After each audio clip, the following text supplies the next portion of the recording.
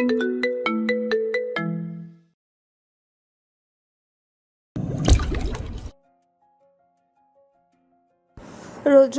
গাড়ির স্টিয়ারিংয়ে হাত রেখে এক দৃষ্টিতে ইন্তেহার দিকে তাকিয়ে আছে। তার চোখে মুখে অদ্ভুত এক মুগ্ধতা।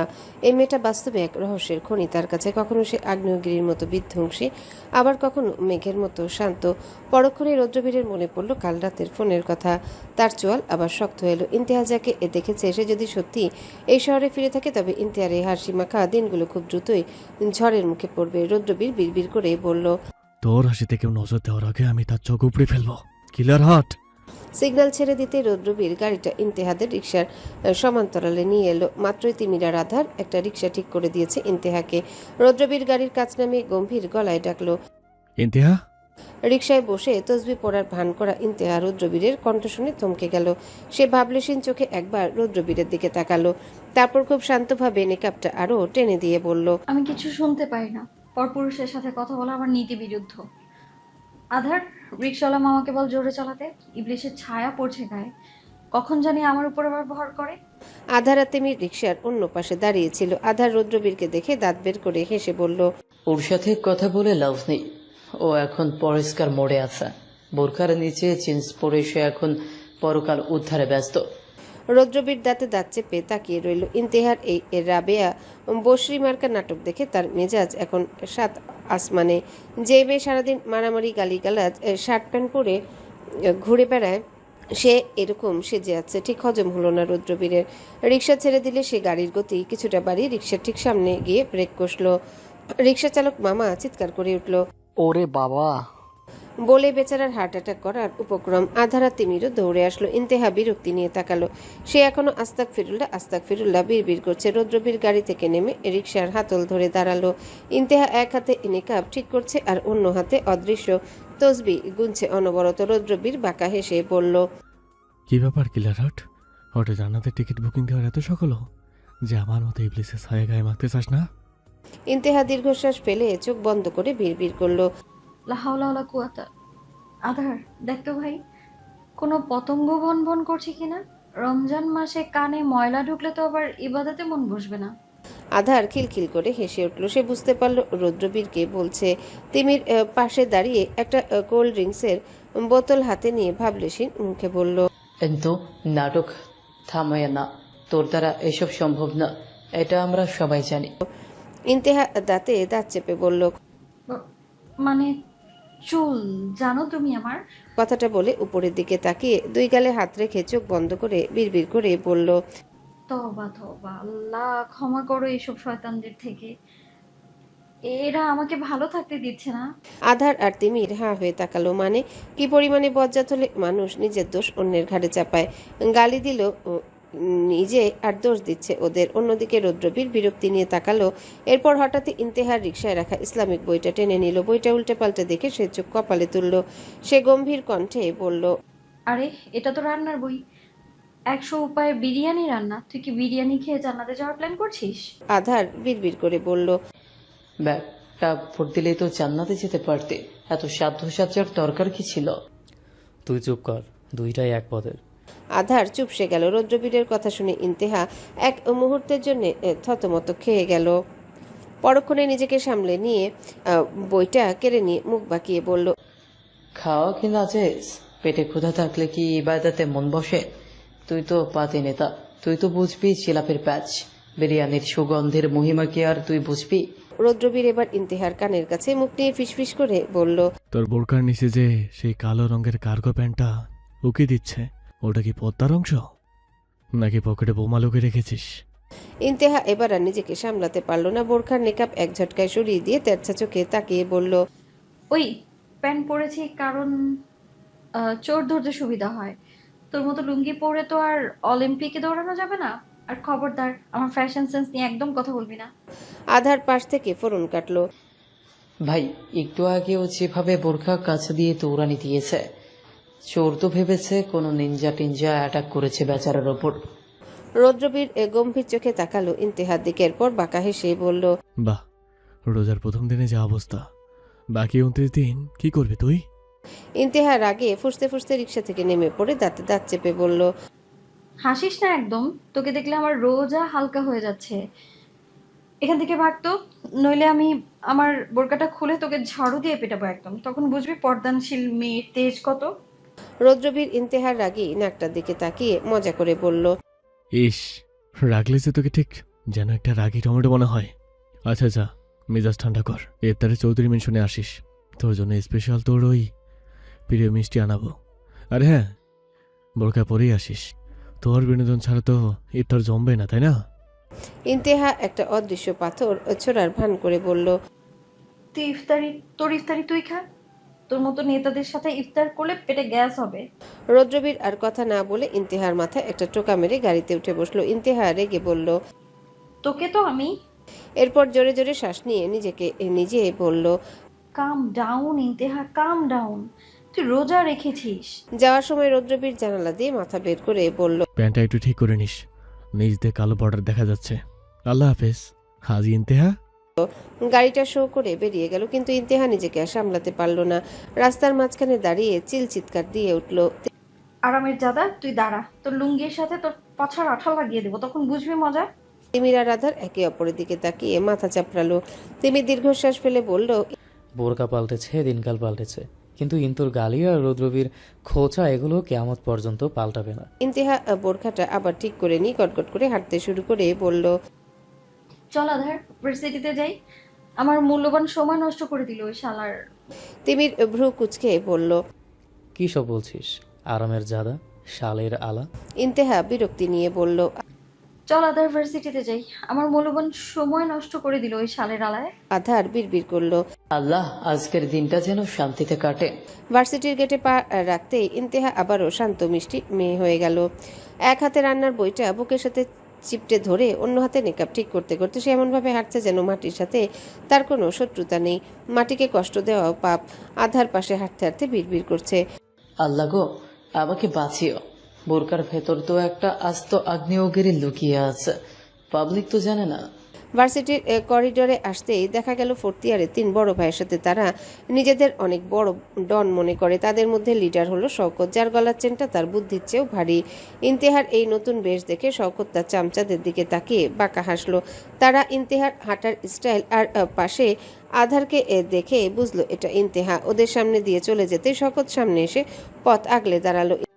আরে, আমাদের ক্যাম্পাসের অগ্নিকন্যার কি বিয়ে ঠিক হয়ে গেল নাকি? হঠাৎ আজ বিবি সাজলা যে, তা পাত্র কি কোনো মাদ্রাসার হুজুর? ইন্তেহা প্রথমে কোনো উত্তর দিল না। সে চোখ বন্ধ করে তাসবিহ পড়ার মতো বিড়বিড় করতে লাগলো, ও তুই বুঝবি না, রোজা ভাঙার পর বোঝাবো নে, এখন যা তো। ইন্তেহাকে কিছু বলতে না দেখে শওকত আবারও বলল, কি ব্যাপার, কথা বলছো না যে? রোজা রেখে কি মুখটাও সিল করে দিয়েছো? আধার বিরক্তি নিয়ে বলল। ওকে জ্বালাস না তো শওকত, পরে ঝামেলা হবে। ইন্তেহা এবার চোখ খুলল, অত্যন্ত নম্র গলায় বলল, আল্লাহ আল্লাহ আল্লাহ, আমায় ধৈর্য দান করো আল্লাহ। পরপুরুষের সাথে কথা বলা গুনাহের কাজ ভাইয়া, বিশেষ করে যাদের চেহারা দেখলে ইবলিশও ভয় পায়। তাদের সাথে কথা বললে তো ওজোও ভেঙে যেতে পারে। ভাইজান, পথ ছাড়ুন, আমাকে আমল করতে দিন দয়া করে।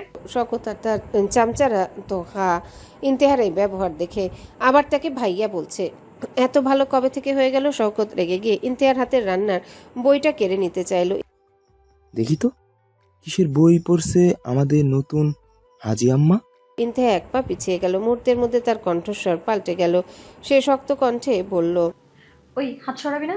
রোজা রাখছি দেখে কি ভেবেছিস আমি দুর্বল? হ্যাঁ, বইটা ছবি না বলছি, ওটা বিরিয়ানির বই। তো অপবিত্র হাতে ধরলে তো আর বিরিয়ানি রান্না হবে না। শওকত এবার বইটা ধরে টান দিতেই ঘটল বিপত্তি। ইন্তেহা এক ঝটকায় তার বোরখাটা আগের মতো করে কাঁচা মেরে নিল।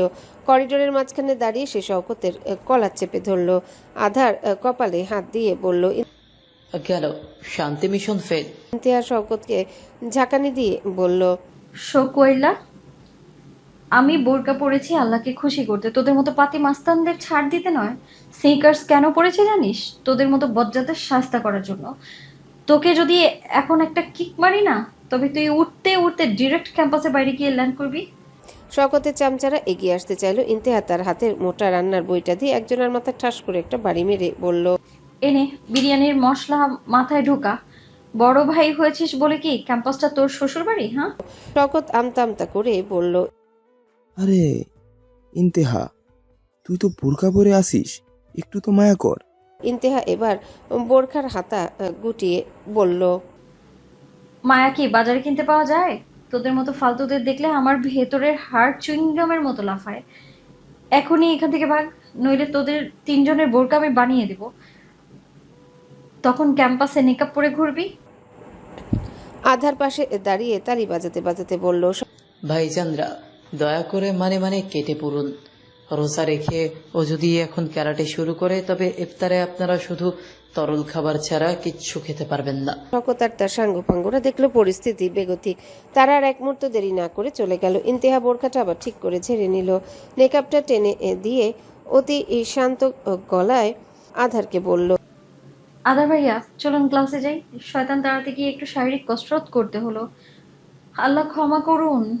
আধার দীর্ঘশ্বাস ফেলে বলল। কিন্তু তুই বোরখা পরেছিস নাকি রেসলিং এর কস্টিউম পরেছিস আমি এখনো বুঝলাম না। চল, ক্লাসে স্যারকে আবার ভাইজান বলে ডাকিস না। ইন্তেহা গটগট করে ক্লাসের দিকে এগোতে লাগলো। পেছনে করিডোরে ছাত্রছাত্রীরা অবাক হয়ে তাকিয়ে দেখছে। বোরখা পরা কোনো মেয়ে যে এভাবে মাস্তানদের পিটাতে পারে সেটা আজ তারা প্রথম দেখলো। ক্লাসে ঢুকে ইন্তেহা একদম সামনের বেঞ্চে গিয়ে বসলো। আধার ভয়ে ভয়ে তার থেকে 2 হাত দূরে বসলো। আধার নিজের ক্লাসে না গিয়ে ইন্তেহার ক্লাসেই আসলো, কারণ এই মেয়ে ঝামেলা পাকিয়ে বসে থাকে এটার কোনো গ্যারান্টি নেই। একটা ক্লাস এদিকেই করবে সে। ক্লাসে এলেন কড়া মেজাজের প্রফেসর মোজাম্মেল হক। তিনি ক্লাসে ঢুকে চশমার উপর দিয়ে একবার পুরো ঘরটা স্ক্যান করলেন। ইন্তেহার এই কালো বোরখা আর নেকআপ পরা রূপ দেখে তিনি একটু থতমত খেলেন, কারণ গত সপ্তাহে এই মেয়ে জিন্স জ্যাকেট পরে ক্লাসের পেছনের বেঞ্চে পা তুলে বসেছিল। ইন্তেহাকে প্রতিটা স্যার ভালোভাবে চিনে, কারণ গুন্ডামির জন্য সেরা। তারা ছেলে বখাটে দেখেছে, কিন্তু ইন্তেহাকে দেখে তারা বুঝতে পেরেছে মেয়েরাও বখাটে হয়। প্রফেসর মোজাম্মেল গলা পরিষ্কার করে বললেন। রোল নাম্বার 42, ইন্তেহা এহসান। তুমি কি আজ কোনো শোকসভায় যাওয়ার প্রস্তুতি নিচ্ছ, নাকি ক্লাসেই ইতেকাফ বসার ইচ্ছা আছে? বোরখা পরে এসেছো যে? ইন্তেহা উঠে দাঁড়ালো, অত্যন্ত শান্ত আর ভক্তিভরা গলায় বলল। আসসালামু আলাইকুম স্যার। শোক নয়, এটা হলো আধ্যাত্মিক জাগরণ। আর ইতেকাফ তো শেষ 10 দিনে হয়। আমি এখন থেকে প্র্যাকটিস করছি। স্যার আপনি ক্লাস শুরু করুন, আমি মনোযোগ দিয়ে আপনার বয়ান লেকচার শুনবো। প্রফেসর মোজাম্মেল অবাক হলেন ইন্তেহার এই শান্ত ভঙ্গি দেখে। তিনি কিছুক্ষণ তাকিয়ে থেকে বললেন। ঠিক আছে, বসো। আজ আমরা ইন্টারন্যাশনাল পলিটিক্স নিয়ে আলোচনা করব। লেকচার শুরু হওয়ার 10 মিনিট যেতে না যেতে ইন্তেহা তার হাতে থাকা রান্নার বইটা টেবিলের নিচে খুলে বসলো। সে বিড়বিড় করে পড়ছে। প্রথমে টক দই আর আদা বাটা দিয়ে মাংসটা ভালো করে মাখাতে হবে। আর কিছু বলার আগে প্রফেসর হঠাৎ থেমে গিয়ে বললেন। ইন্তেহা, তুমি কি বিড়বিড় করছো? কোনো পয়েন্ট বুঝতে পারছো না?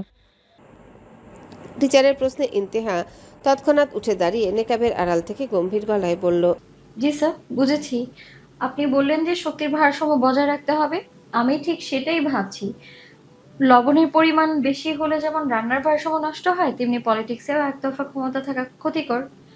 প্রফেসর মোজাম্মেল হক কয়েক মুহূর্ত ইন্তেহার দিকে তাকিয়ে রইলেন। পলিটিক্সের সাথে লবণের এমন অদ্ভুত কিন্তু যৌক্তিক তুলনা শুনে তিনি ঠিক বুঝে উঠতে পারলেন না হাসবেন নাকি রাগ করবেন। তিনি চশমাটা নাকের ডগায় নামিয়ে বললেন। বসো ইন্তেহা। রান্নার উদাহরণটা পলিটিক্সে বেশ জুৎসহ হয়েছে, কিন্তু পড়ার মাঝে বিড়বিড় করাটা বন্ধ করো। ইন্তেহা বাধ্য মেয়ের মতো বসে পড়ল, কিন্তু তার মনে পড়ে আছে ইফতারের মেনুতে। সে আবারও বইয়ের পাতায় ডুব দিল। এবার সে বিরিয়ানির চাল আর পানির অনুতাপ নিয়ে গবেষণা করছে। প্রফেসর যখন বোর্ডে জিও পলিটিক্সের ম্যাপ আঁকছেন, ইন্তেহা তখন ভুলে জোরে বলে ফেলল। 1 কেজি চালের জন্য 1.5 কেজি পানি, নইলে সব জায়গা খিচুড়ি হয়ে যাবে। পুরো ক্লাস নিস্তব্ধ থাকায় কথাটা স্পষ্ট স্যারের কানে পৌঁছালো। প্রফেসর মোজাম্মেল হাতের চকটা ফেলে দিয়ে ঘুরে দাঁড়ালেন। তার কপাল কুঁচকে একাকার। তিনি কপাল কুঁচকে বললেন। ইন্তেহা, এখানে কোন দেশের ম্যাপে 1.5 কেজি পানি ঢালতে বলছো তুমি? এটা কি মিলিটারি বাউন্ডারি নিয়ে কথা হচ্ছে? আধার পাশে বসে ইন্তেহার বোরখার কোনা ধরে হাঁচকা টান দিল, কিন্তু ইন্তেহার কোনো হেলদোল হলো না। ইন্তেহার শান্ত কণ্ঠে বলল। স্যার আসলে আপনি তো মধ্যপ্রাচ্যের কথা বলছিলেন। আমি ভাবছিলাম লোহিত সাগরের পানি যদি একটু কম হতো, তবে তো তেল পরিবহনের জাহাজের ভারসাম্য নষ্ট হতো। ওই 1.5 কেজি পানির অনুপাতটা আসলে একটা হাইপোথেটিক্যাল মেটাফোর স্যার। আধার সহ ক্লাসে সবাই হাঁ করে তাকালো। ইন্তেহা সকল কথা সবার মাথার উপর দিয়ে গেল। প্রফেসর মোজাম্মেল এবার বেশ বিরক্ত হলেন। তিনি কড়া গলায় বললেন, বেশি মেটাফোর বুঝলে সামনে এসে এই ম্যাপটা বুঝিয়ে দাও। আসো। ইন্তেহার বিরক্ত হলো। এখন সে কি করবে? রোজা রমজান মাস, স্যারের সাথে বেয়াদবিও করা যাবে না। সে তো ম্যাপের বদলে বিরিয়ানির হাঁড়ির আকৃতি নিয়ে ভাবছিল। সে নেকাবটা আরো শক্ত করে ধরে সামনে গিয়ে দাঁড়ালো। পেটে ক্ষুধা থাকায় ম্যাপের দিকে তাকিয়ে তার মনে হলো ওটা একটা বড় সাইজের আস্ত মুরগির রোস্ট। সে ভাবলেশীন ভাবে ম্যাপের একটা দেশের উপর হাত রেখে বলল, দেখুন স্যার, এই দেশটা, এটাকে যদি আমরা ঘি দিয়ে ভালো করে ম্যারিনেট করি, মানে বিদেশি বিনিয়োগ দিয়ে ম্যারিনেট করি, তবেই এর সুগন্ধ, অর্থনৈতিক উন্নয়ন চারিদিকে ছড়াবে। পেছন থেকে আধার মুখ চেপে হাসতে হাসতে প্রায় বেঞ্চের নিচে পড়ে যাওয়ার অবস্থা। ক্লাসের বাকিরাও ফিকফাস করে হাসছে। প্রফেসর মোজাম্মেল গর্জে উঠলেন, ইন্তেহা, তোমাকে কি রোজায় ধরেছে? সবসময় খাবার দেখছো, মেরিনেট, সুগন্ধ, কী সব বলছো? তুমি কি জানো তুমি এখন কোন দেশের ওপরে হাত রেখেছো? ইন্তেহা ভ্রু কুচকে একবার ম্যাপটার দিকে তাকিয়ে প্রশ্ন করলো। কেন স্যার, এটা কি কোনো ঝাল মশলার দেশ? প্রফেসর চিৎকার করে বললেন, এটা রাশিয়া। তুমি কি পুতিনকে মেরিনেট করতে চাও? ক্লাসের বাইরে যাও এখনই। ইন্তেহা যেন হাঁপ ছেড়ে বাঁচল। সে অত্যন্ত বিনয়ের সাথে একটা সালাম দিয়ে বলল, আলহামদুলিল্লাহ স্যার, আপনি আসলেই বুঝেছেন যে আমার ইবাদতে বিঘ্ন ঘটছে। এই ইবলিশি পলিটিক্স পড়ার চেয়ে বাইরে গিয়ে তসবিহ পড়া অনেক ভালো। চল তো আধার, স্যার যখন হুকুম দিয়েছেন অমান্য করা তো গুনাহ হবে, বল। আধারকে সাথে নিয়ে ইন্তেহা গটগট করে ক্লাস থেকে বেরিয়ে এলো। করিডোরে আসতে সে বোরখার নেকআপটা খুলে বুক ভরে বাতাস নিয়ে বলল, উফ, রাশিয়ার ম্যাপটা একদম লেগ পিসের মতো দেখতে ছিল রে। পেটে ক্ষুধা থাকলে কি আর গ্লোবাল পলিটিক্স মাথায় ঢোকে? আধার কপালে করাঘাত করে বলল, তুই আস্ত একটা পাগল। পুতিনকে ম্যারিনেট করার আইডিয়াটা যদিও উনি শোনেন, তবে কালই তোর বাসায় মিসাইল পাঠাবেন। ইন্তেহা বাঁকা হেসে বলল, পাঠাক, সেই মিসাইলের আগুনে আমি বিরিয়ানি দমে বসাবো। আধার বিড়বিড় করে বলল। এই মেয়ে কি রোজা রেখে পাগল হয়ে গেছে? ইন্তেহা যখন করিডোর দিয়ে বেরোচ্ছে তখন শওকত আর তার দলবল আবারও দেখা দিল। তবে এবার তারা একা নয়, সাথে তাদের এক প্রভাবশালী বড় ভাইকে নিয়ে এসেছে, যারা ক্যাম্পাসে রাজনীতি করে। সে বড় ভাই ইন্তেহার সামনে এসে তাচ্ছিল্য করে বলল, শুনলাম তুমি নাকি আমাদের ভাইদের গায়ে হাত তুলেছ। বোরকা পরেছ বলে কি নিজেকে আইনের ঊর্ধ্বে ভাবো? ইন্তেহা বাঁকা হাসলো। এরপর নেকআপটা একটু আলগা করে কড়া গলায় বলল, আইনের ঊর্ধ্বে না, আমি তোদের হাড়ের ঊর্ধ্বে আছি। শোন বড় ভাই না ছাই, রোজা রেখে আমি অনেক শান্ত থাকার চেষ্টা করছি, কিন্তু তোরা যদি বারবার আমার এই শান্তির মিশন ডিস্টার্ব করিস, তবে ইফতারের আগে তোদের আমি কবরে পাঠিয়ে দেবো। রোজা ভাঙার অপেক্ষা করবো না একদমই। আমি একটা কিক মারলে না, তুই ডাইরেক্ট চাঁদে গিয়ে অবতরণ করবি। আধার দেখলো অবস্থা আরো খারাপ হচ্ছে। সে মাঝখানে এসে বলল, ভাইচান্দ্রা, ও এখন চেনচি রাবিয়া বসরে, এর সাথে লাগতে যাবেন না। এর কালিগুলো ছুরির চেয়েও ধারালো। ঠিক তখনই ইন্তেহার ফোনে রৌদ্রবীরের কল এলো। ইন্তেহা ভ্রু কুচকে তাকালো। রৌদ্রবীরের কাছে তার নাম্বার আসলো কিভাবে? ইন্তেহার মনে পড়লো কালই তিমির দুইজনের ফোনে দুজনের নাম্বার সেভ করে দিয়েছিল, যাতে দরকার হলে কল করতে পারে। ইন্তেহা কল রিসিভ করে চিৎকার করে বলল, ওই পাতি নেতা, শোন, তোর ক্যাম্পাসে কিছু আবর্জনা জমেছে। আমি কি এগুলো ঝাড়ু দিয়ে সাফ করবো নাকি তুই আসবি? রোজা রেখে আমার এনার্জি লস হচ্ছে। ওপাশ থেকে রৌদ্রবীরের মৃদু হাসির শব্দ পাওয়া গেল। সে শুধু বলল, ভালোই তো, একা মারলে ওদের অপমান হবে। আমি আসছি, তুই ততক্ষণে ওদের রান্নার বই থেকে রেসিপি শুনে বের কর। রৌদ্রবীরের নাম শুনে বড় ভাই আর তার সাঙ্গপাঙ্গরা তড়িৎ গতিতে সেখান থেকে উধাও হয়ে গেল। ইন্তেহা বোরখা ছেড়ে দিয়ে তাসবি পড়ার ভঙ্গিতে বলল, আল্লাহর অশেষ রহমত, শয়তানগুলো পালালো। আদার, চল এবার ইফতারের বাজার করতে যাই। আজকের ইফতারে অন্তত কেজি খানিক জিলাপি না হলে আমার ইফতার হবেই না। আধার দীর্ঘশ্বাস ফেলে বলল, জিলাপি খেলে তো তোর তেজ আরো বাড়বে। চল, তোর এই বোরখা নিনজা অবতার থেকে দুনিয়া রক্ষা পাক।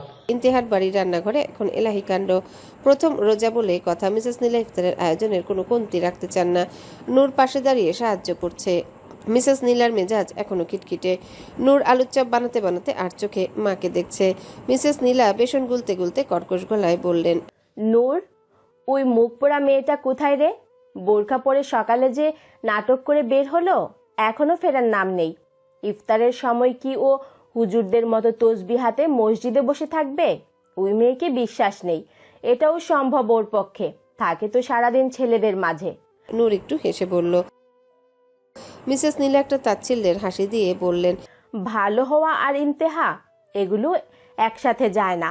দেখিস ওই বোরকার নিচে নির্ঘাত কোনো শয়তানি বুদ্ধি লুকিয়ে রেখেছে। আমার তো মনে হয় ও বোরকা পরে কোনো মিউজিয়ামে ডাকাতি করতে গেছে। ঠিক তখনই সদর দরজায় বেল বাজার শব্দ হলো। নূর হাত ধুয়ে দৌড়ে গিয়ে দরজা খুলতে দেখলো আভা দাঁড়িয়ে আছে। আভার পরনে খুব সাধারণ একটা সালোয়ার কামিজ, হাতে বড় একটা মিষ্টির প্যাকেট আর ফলের ঝুড়ি। আভা ভেতরে ঢুকতে ঢুকতে দাঁতকে লিয়ে বলল, সারপ্রাইজ আপু, ইফতারের সুগন্ধে তো বাইরে থেকে আমার পেট ডাকছে। আন্টি কোথায়? রান্নাঘর থেকে মিসেস নীলা বেরিয়ে এসে একটু হাসার চেষ্টা করে বললেন। আভা সোফায় ধপ করে বসে পড়ে বলল, আজকে এই বাসায় ইফতারি করার আমন্ত্রণ জানালো ইহসান আঙ্কেল, তাই চলে এসেছি। ভাইয়ারা আর একটু পর আসবে। এরপর নূরের দিকে তাকিয়ে বলল, ইন্তেহা আপু নাকি আজ ক্যাম্পাসে বোরকা কাছা দিয়ে মারপিট করেছে, খবর কি সত্যি নূর আপু? নূর অবাক হয়ে বলল। আভা হাসতে হাসতে গড়িয়ে পড়ল। ইবাদত আন্টি, আপনার মেয়ে আজ ক্যাম্পাসের বড় ভাইদের বিরিয়ানির রেসিপি শুনিয়ে অজ্ঞান করে দেওয়ার অবস্থা। মিসেস নীলা কপালে হাত দিয়ে সোফায় বসে পড়লেন। আভা মিষ্টির প্যাকেটটা টেবিলের উপর রাখতে রাখতে বলল, হ্যাঁ, তিমির ভাইয়া ভিডিওটা পাঠিয়েছিল, ওটা তখন ফেসবুকে ভাইরাল। আব্বু বোরকা কাছা দিয়ে এমন দৌড়ানি দিয়েছে যে চোর তো এখন জেলের ভাত খাওয়ার জন্য দোয়া করছে। নূর হাসতে হাসতে বলল। মিসেস নীলা বিরক্তি নিয়ে বললেন, এক পিস না, ওটা হলো একটা আজাব। আভা তুই বস, আর শোন, ওই ডাকাত মেয়েটা আসলে যেন ঘরের বাইরে দাঁড়িয়ে তওবা করে, তারপর ভেতরে ঢুকে। বাড়ির পরিবেশটা মুহূর্তে হাসি খুশিতে ভরে উঠল। যদিও মিসেস নীলা মনে মনে ভাবছেন ইন্তেহা আজ ইফতারের সময় কোন নতুন বোমা ফাটায়। তিমির যখন অফিস থেকে ক্লান্ত হয়ে বাসায় ফিরল তখন বিকেলের রোদটা ঘরে বেশ গুমোট হয়ে আছে। সারাদিন রোজা রেখে আর অফিসের কাজ সামলে শরীরটা একদম চলছে না। ড্রয়িং রুমে ঢুকতে দেখলো মিস্টার মুরসালিন সোফায় বসে বসে বেশ আয়েশ করে খবর পড়ছেন। তিমিরকে দেখা মাত্র তার মুখটা তেতো হয়ে গেল। মিস্টার মুরসালিন তিমিরকে লক্ষ্য করে চড়া গলায় বললেন। তিমির দরজার পাশে ব্যাগটা রেখে একটা দীর্ঘশ্বাস ফেলল। বাবার এই অভিযোগগুলো তার কাছে এখন পুরনো রেকর্ডারের মতো শোনায়। সে অত্যন্ত শান্ত কণ্ঠে বলল, এখনো 1 মাস শেষ হয়নি তো বাবা, মাসের শেষ ছাড়া তো স্যালারি হবে না। মিস্টার মুরসালিন খেকিয়ে উঠলেন, মাসের শেষে কি আসমান থেকে টাকা পড়বে?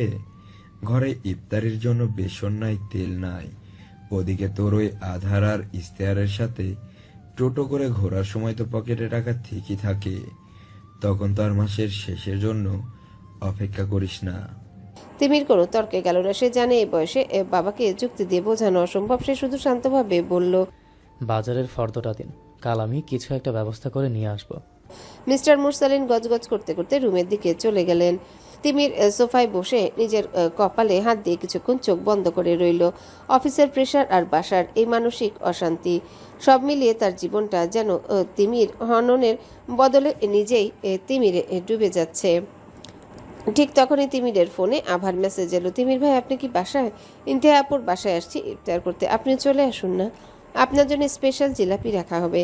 তিমির মেসেজটা দেখে একটু হাসলো। এই মেয়েটার চঞ্চলতার হাসি যেন তার জীবনের একমাত্র কালারফুল অংশ। সে ভাবলো একবার আভার কথা শুনলে মন্দ হয় না, অন্তত বাবার কটু কথা থেকে তো কিছুক্ষণ মুক্তি পাওয়া যাবে। তিমির মেসেজের রিপ্লাই দিল, আসছি। তিমির ব্যাগটা নিয়ে আবার উঠে দাঁড়ালো। ইফতারের টেবিলে সবাই বসে আছে। আধারের বাবা মিস্টার জামাল তৃপ্তি বসে আছেন। ঠিক সেই মুহূর্তে আধার কিছুটা সাহস সঞ্চয় করে গলা পরিষ্কার করে বলল। সে জানে এই কথাটা বলা মানেই এই বারুদের গুদামে দিয়াশলাই জ্বালানো। আধার শান্ত অথচ দৃঢ় কণ্ঠে বলল, বাবা, আমি একটা সিদ্ধান্ত নিয়েছি। আমি মিউজিক একাডেমিতে ভর্তি হতে চাই। আমার ক্যারিয়ারটা আমি গান দিয়ে করতে চাই। কথাটা শোনা মাত্র মিস্টার জামালের হাতের মোবাইলটা ধপ করে পড়ে গেল। তিনি চশমাটা নাকের উপর ঠিক করে তীক্ষ্ণ চোখে আধারের দিকে তাকালেন। পুরো ডাইনিং রুমে এক মুহূর্তের জন্য শ্মশান নীরবতা নেমে এলো। মিস্টার জামাল দাঁতে দাঁত চেপে বললেন, হোয়াট? গান? কখনো না। ঠিক তখনই পাশ থেকে মিসেস জান্নাত এক বাঁকা হাসি দিয়ে আগুনে ঘি ঢাললেন। তিনি চায়ের কাপে চুমুক দিয়ে অত্যন্ত নাটকীয় স্বরে বললেন, বলি শুনছো, তোমার গুণধর পুত্রের শখ দেখেছো? সমাজে তো মুখ দেখানোর উপায় থাকবে না। লোকে বলবে জামাল সাহেবের ছেলে শেষ পর্যন্ত নর্তকী গায়কদের দলের নাম লিখিয়েছে। ছি। জান্নাতের কথা শুনে মিস্টার জামালের রাগ আরও কয়েক গুণ বেড়ে গেল। তিনি টেবিলে সজোরে একটা থাপড় দিয়ে বললেন, শুনলি তোর মায়ের কথা? এই বাড়িতে থেকে আমার অন্ন ধ্বংস করে তুই কোনো আজে বাজে গান বাজনা করতে পারবি না। যদি গানের ভূত মাথা থেকে না নামে তবে এই বাড়ির দরজাও তোর জন্য বন্ধ হয়ে যাবে। আধার মিসেস জান্নাতের দিকে একবার ঘৃণায় তাকালো। সে জানে এই মহিলা সুযোগ পেলে তাকে বাবার চোখে ছোট করার চেষ্টা করেন। আধার শান্ত গলায় বলল, গান গাওয়া কোনো আজে বাজে কাজ নয়। আর বাবা, আমি ভবঘুরে হব না। আমি প্রফেশনালি মিউজিক শিখতে চাই, এটা আমার স্বপ্ন। মিসেস জান্নাত এবার আরও চওড়া গলায় বললেন, স্বপ্ন বলি, স্বপ্নেরও তো সীমা থাকা চাই। তোমার ওই ইন্তেহার তিমিরদের সাথে মিশে মাথাটা একদম গেছে। সারাদিন তো টোটো করে ঘোরো, এখন আবার গিটার ঘাড়ি নিয়ে রাস্তায় গান গেয়ে ভিক্ষা করার তাল করছো। তোমার বাবা কি এই দিন দেখার জন্য বেঁচে আছে? মিস্টার জামাল এবার দাঁড়িয়ে চিৎকার করে বললেন, আর একটা কথা বললে তোর গিটার আমি জানালা দিয়ে বাইরে ফেলে দেব। গান শেখার কথা আর যেন কোনোদিনই মুখে না শুনি। তুই আমার কোম্পানি সামলাবে। আধার আর কোনো কথা বলল না। সে বুঝলো এই পাথরের দেয়ালে মাথা কুটে লাভ নেই। সে চেয়ার ছেড়ে উঠে নিজের রুমের দিকে পা বাড়ালো। পেছনে মিসেস জান্নাত এখনো বাবার কানে মন্ত্র জপছেন। দেখলে তো, বেয়াদবির সীমা নেই। এমন ছেলেকে আদর দিয়ে মাথায় তুললে তো এমনই হবে। আধার রুমে গিয়ে ফোনটা হাতে নিল। তার এখন শুধু একজনের কথাই মনে পড়ছে, ইন্তেহা। এই পরিস্থিতিতে ইন্তেহা হলে নির্ঘাত বোরখা কাছা দিয়ে মিসেস জান্নাতের ড্রয়িং রুমটা ঝাড়ু দিয়ে সাফ করে ফেলতো। আধার বিড়বিড় করলো, যাই, ইন্তেহার বাসার ইফতারিটা মিস করা উচিত হবে না। ওখানে অন্তত শান্তি পাওয়া যাবে। ইফতারের টেবিলটা যেন একটা ছোটখাটো রণক্ষেত্রে পরিণত হয়েছে। একদিকে মিসেস নীলা আর নূর শেষ মুহূর্তের ভাজাভুজি নিয়ে হিমশিম খাচ্ছে। অন্যদিকে ডাইনিং টেবিলে অলরেডি আসন গেড়ে বসেছে আভা, আয়ান, হাসিফ, তিমির আর আধার। তিমির আর আধার নিজেদের বাড়ির অশান্তির মেঘগুলো ভুলে এই আড্ডার একটু স্বস্তি খুঁজছিল। কিন্তু তাদের সেই শান্তিতে জল ঢেলে দিয়ে ইফতারের ঠিক 10 মিনিট আগে এন্ট্রি নিল রৌদ্রবীর। সে আসা মানে ইন্তেহার সাথে ঝগড়া ঝামেলা। ইন্তেহা বোরখাটা কোনো মতে সামলে নিয়ে ডাইনিং টেবিলের একদম মধ্যমণি হয়ে বসে শশা কাটছে মনোযোগ দিয়ে। রৌদ্রবীরকে ঢুকতে দেখে সে হাতের ছুরিটা এমনভাবে ঘোরাতে লাগলো যেন সে কোনো অ্যাকশন মুভির দুর্ধর্ষ ভিলেন। ইন্তেহা মুখটা তেরছা করে বাঁকিয়ে বলল, কিরে পাতি নেতা, ইফতারের সুগন্ধ কি তোর চৌধুরী মেনশনের দেয়াল ফুটো করে নাকে পৌঁছে গেছে নাকি? লুঙ্গি গুটিয়ে চলে এসেছিস? ইন্তেহার কথা শুনে রৌদ্রবীর প্রবেশ করতে করতে ভ্রু কুচকে তাকালো। তার কাজ ছিল, তাই সে আসতে দেরি করেছে। হাসিফার আয়ান আগে এসে গেছে। রৌদ্রবীর আজ সাদা রঙের একটা পাঞ্জাবি পরে এসেছে, যাতে তাকে বেশ মার্জিত আর গম্ভীর দেখাচ্ছে। রৌদ্রবীর চেয়ার টেনে বসতে বসতে ঠোঁট বাঁকিয়ে বলল, লঙ্গি নয়, পাঞ্জাবি পরে এসেছি। আর তোর এই জং ধরা ছুরি দিয়ে ভয় অন্য কাউকে দেখাস। এর থেকে ভয়ানক অস্ত্র দিয়ে আমরা খেলি। নেকা পরে শশা কাটা হচ্ছে নাকি শশাকে বিরিয়ানির রেসিপি শোনানো হচ্ছে, কোনটা? রৌদ্রবীরের খোঁচা শুনে ইন্তেহা রেগে কিছু একটা বলতে যাবে, তখনই মিস্টার এহসান ড্রয়িং রুমে প্রবেশ করলেন। ইন্তেহার হাতে ছুরি আর রৌদ্রবীরের সাথে কথা বলার ভঙ্গি দেখে তিনি বেশ কড়া গলায় ধমক দিয়ে বললেন, ইন্তেহা, একদম চুপ। সারাদিন তো অনেক নাটক করেছিস মেহমানদের সামনে, অন্তত একটু ভদ্র হ। তুই এখন ছুরি নামিয়ে রাখ আর মুখটা বন্ধ রাখ। বাবার এমন কড়া ধমক খেয়ে ইন্তেহার বিরক্তি নিয়ে তাকালো মিস্টার এহসানের দিকে। সে রৌদ্রবীরের দিকে একবার এমনভাবে তাকালো যেন সুযোগ পেলে ওই ছুরিটা দিয়ে ওর গলা কেটে ফেলবে। ইন্তেহা বিরক্তি নিয়ে ছুরিটা টেবিলের উপর সশব্দে রেখে দিয়ে গজগজ করতে করতে উঠে দাঁড়ালো। এরপর বিরক্তি নিয়ে বলল, ভালো হওয়ার চেষ্টা করলেও তোমরা হতে দেবে না। দুনিয়াটা আসলে শয়তানদেরই জন্য। আমি চললাম, আমার বিরিয়ানির দমের খবর নিতে হবে তো। বলে ইন্তিহা গটগট করে রান্নাঘরের দিকে পা বাড়ালো। মেকআপটা একপাশে ঝুলে আছে না বোরখার হাতা গোটানো কোনই পর্যন্ত। পেছন থেকে আদার ফিসফিস করে রৌদ্রবীরকে বলল, ভাই, আজ বিরিয়ানি রান্না হচ্ছে। ইন্তেহা 1 কেজি চালের জন্য 3 কেজি পানি মেপে দিয়েছে। ওর বিরিয়ানি খেয়ে পুতিন ম্যারিনেট না হলেও আজ আমাদের পেট ম্যারিনেট হবে নিশ্চিত।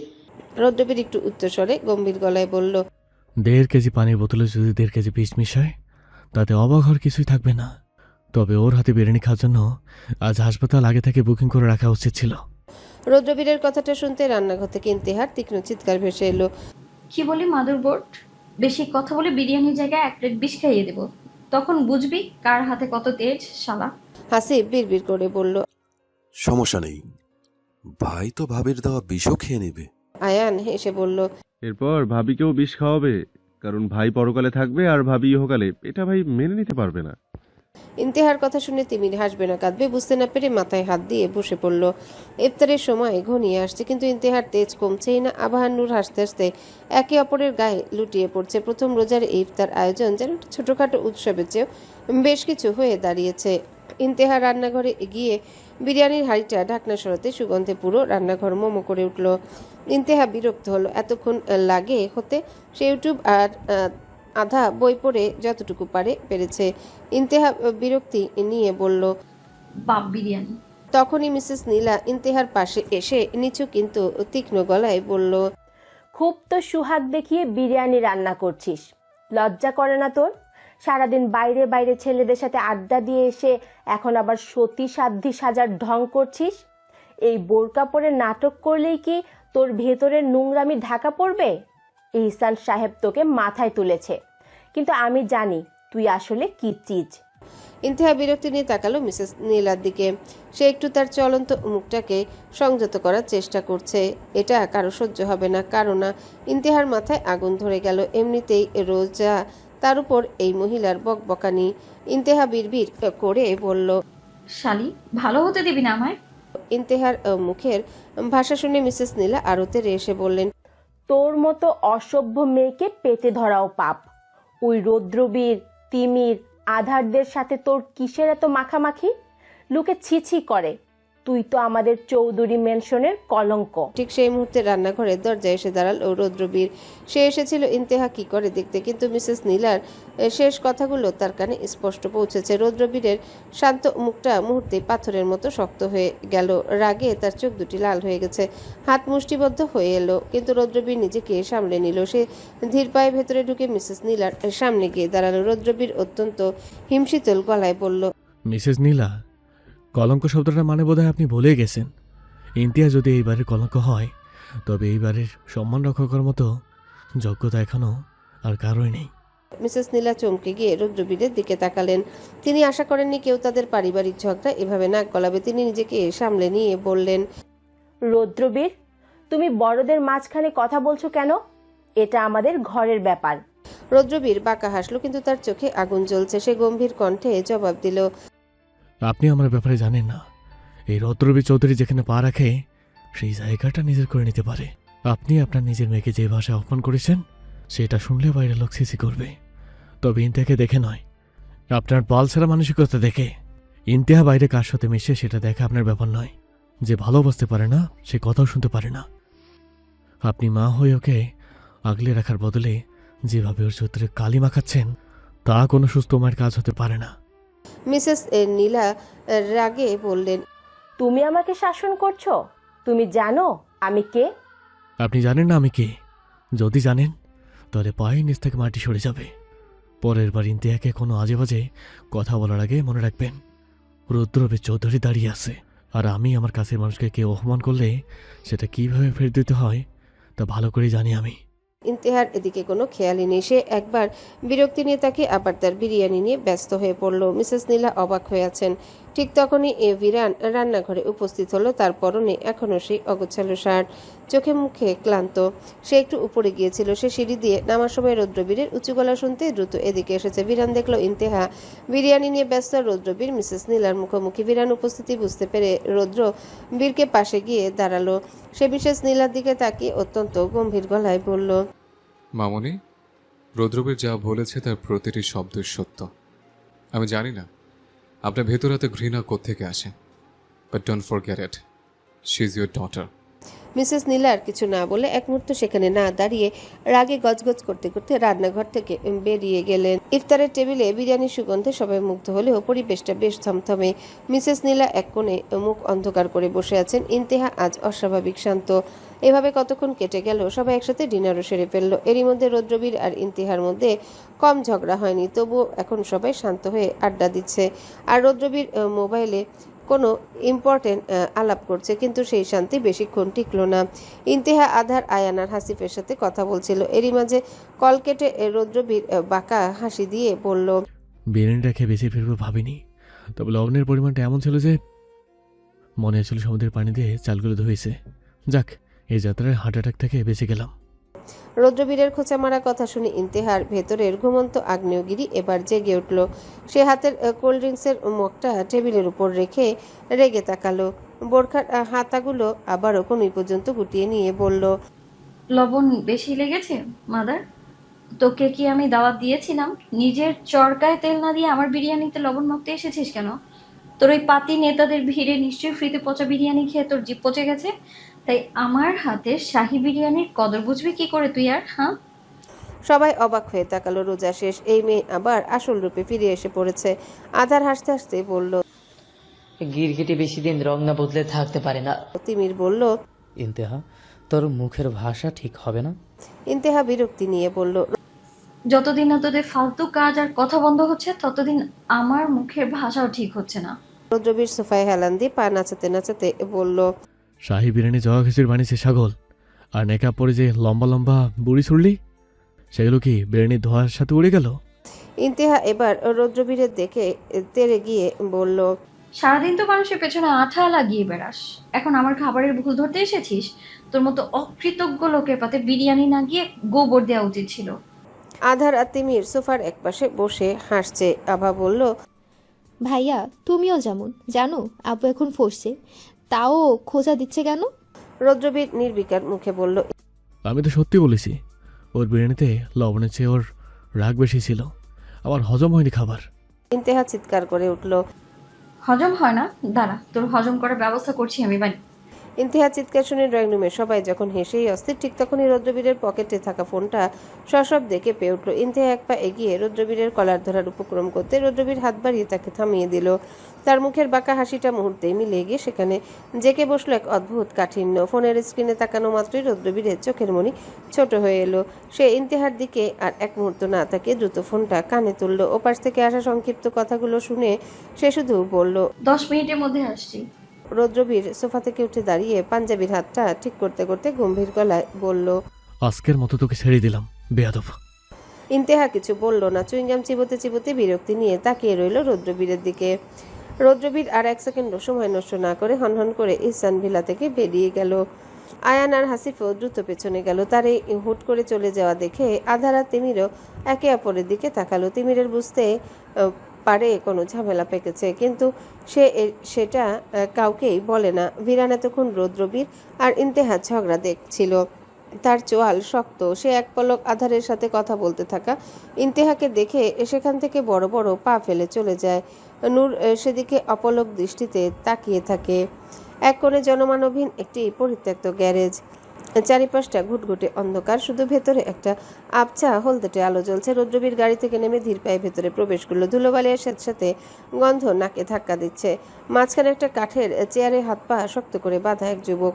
তার সারা মুখে রক্তের ছোপ, চোখ দুটো ভয়ে ঠিকরে বেরিয়ে আসতে চাইছে। দেখে মনে হচ্ছে কতটা টর্চার করা হয়েছে। রৌদ্রবীর ভেতরে ঢুকতেই সেখানে আগে থেকে উপস্থিত দুজন লোক সরে দাঁড়িয়ে তাকে জায়গা করে দিল। রৌদ্রবীর ধীর পায়ে যুবকটার সামনে গিয়ে দাঁড়ালো। তার সাদা পাঞ্জাবিতে এখন অন্ধকারের ছায়া পড়েছে।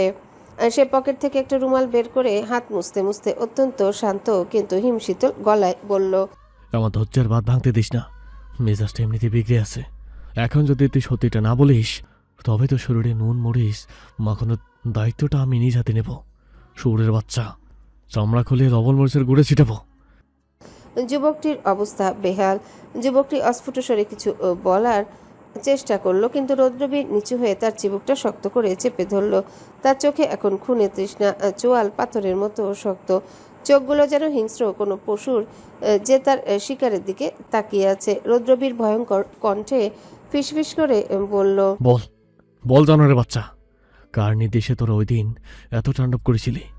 কোন মাথাচ্ছ তোদের এটা করতে বলেছিল? ওর কলিজা বের করে মাপবো আমি। রৌদ্রবীর ওই যুবকের কলার চেপে ধরল। তার হাতের মুঠো এতটাই শক্ত যে যুবকের শ্বাস নিতে কষ্ট হচ্ছে। রৌদ্রবীর তার কানের কাছে মুখ নিয়ে গিয়ে অত্যন্ত ভারী আর থমথমে গলায় জিজ্ঞাসা করল, বল ওই দিন তোর সাথে কে কে ছিল? আমার সহ্য শক্তি কিন্তু শেষ হয়ে আসছে। যুবকটি যন্ত্রণায় কাতরাচ্ছে, কিন্তু রৌদ্রবীরের চোখে কোনো দয়া নেই। তার শান্ত অবয়বের আড়ালে যে কতটা ভয়ঙ্কর এক সত্তা লুকিয়ে আছে তাই অন্ধকার ঘরে এখন স্পষ্ট ফুটে উঠেছে। একটু দূরে দেয়ালের সাথে হেলান দিয়ে দাঁড়িয়ে আছে হাসিফ আর আয়ান। হাসিফ গভীর চোখে রৌদ্রবীরের দিকে তাকিয়ে থাকলো।